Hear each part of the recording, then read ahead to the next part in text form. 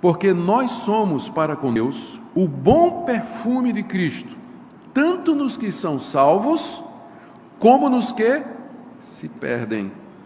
Para com estes que se perdem, o evangelho é cheiro de morte para a morte. Mas para aqueles que são salvos, o evangelho é aroma de vida para a vida. O evangelho, portanto, diz o apóstolo Paulo, ele não serve apenas para salvar, mas ele é cheiro de morte também para os que se perdem. Portanto, se eu for fiel e pregar o evangelho, sempre serei bem-sucedido, tanto nos que se salvam, como nos que se perdem. Ou seja, o sucesso do ministério não se mede por resultados, mas pela fidelidade.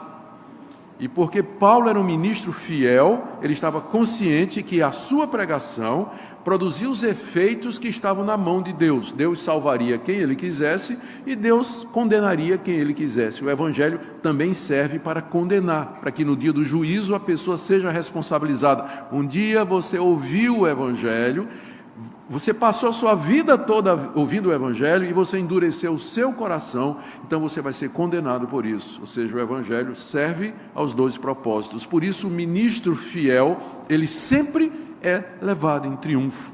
O ministério dele é como aquele triunfo romano. Aí Paulo pergunta no final do verso 16, mas quem é suficiente para isso?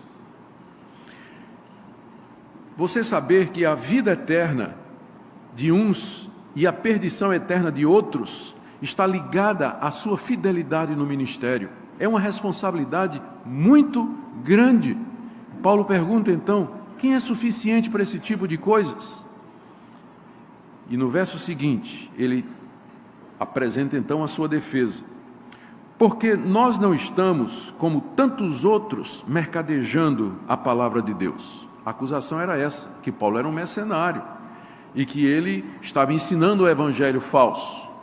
Paulo diz, não, eu não estou mercadejando a palavra de Deus. O que é mercadejar a palavra de Deus? É você tornar a palavra de Deus atrativa e usá-la como um meio para obter um fim financeiro, que era o que aqueles falsos profetas estavam fazendo em Corinto. Paulo diz, eles é que estão mercadejando a palavra de Deus. Nós, final do verso 17, falamos na presença de Deus com sinceridade e da parte do próprio Deus. Paulo aqui está virando a acusação contra os seus detratores. Ele está dizendo que o fato dele não ter sempre sucesso na sua pregação, na verdade era uma prova de que ele não era um falso profeta, porque o falso profeta ele altera a mensagem para ganhar o maior número possível de discípulos e seguidores. O falso profeta fala o que o povo quer ouvir. Mas Paulo diz, eu não faço isso, eu prego o evangelho simples diante de Deus, e é por isso que há pessoas que não creem, há pessoas que não aceitam, e eu não mudo o evangelho para agradar essas pessoas. Se elas não creem, elas vão responder diante de Deus pela sua incredulidade e serão condenadas por isso.